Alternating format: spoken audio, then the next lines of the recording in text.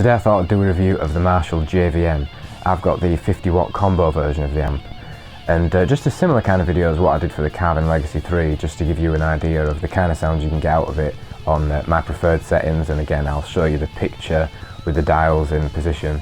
It's quite an interesting comparison actually between the Legacy 3 and the JVM series, because the Carvin that I've got is kind of the epitome of the dark sounding mid-heavy amp, whereas the JVM is quite the opposite. It's a very bright sounding amp. The mids are pretty heavily scooped, and it's actually really quite difficult to inject them back in again if you like a mid-heavy sound. So this really isn't the kind of amp for that kind of person, but if you really like aggressive metal sounds, it's an incredibly articulate amp.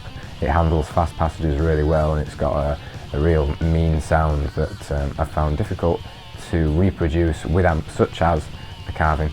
So I'll start off with some cleans, and just to let you know, I'm using the built-in reverb on the amp, but I'm not using any delay this time because I find it kind of washes out the aggressive, articulate nature of the amp, which it performs at so well.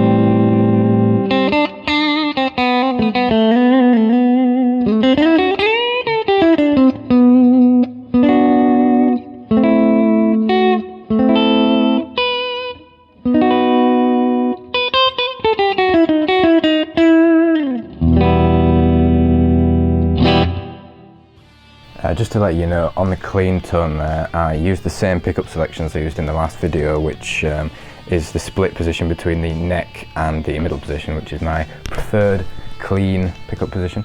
And for the overdrive channel, which you're going to hear in a second, I will be using the bridge position.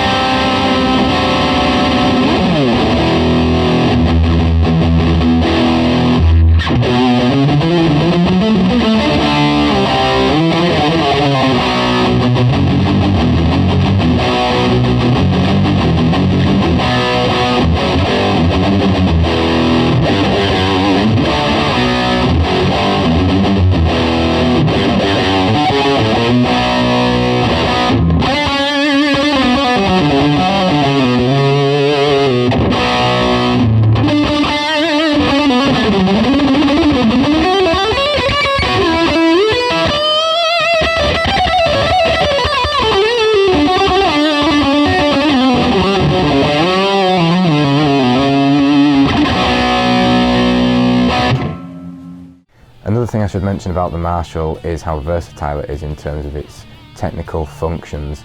It's almost as if it's got 6 channels, even though it's only got 2, because each channel has got 3 gain stages: green, yellow and red. So on the clean channel you can have like super clean, a bit crunchy, and then a bit distorted, like a kind of a rhythm tone. And then the distorted channel you can have a bit distorted kind of rhythm tone, to more distorted, to very distorted. And just to show you the span, I just showed you the super distorted red on the distorted channel versus very clean green on the clean channel. But if you'd like to see how all those channels can interact and how the foot switch works and such in-depth technical specification, then I suggest you have a look on the Marshall website, because they've got good reviews that are quite lengthy that show you what the amp can do basically. But I hope this video helped you understand what the amp sounds like in a kind of home environment with some pretty standard settings, and look out for more videos to come.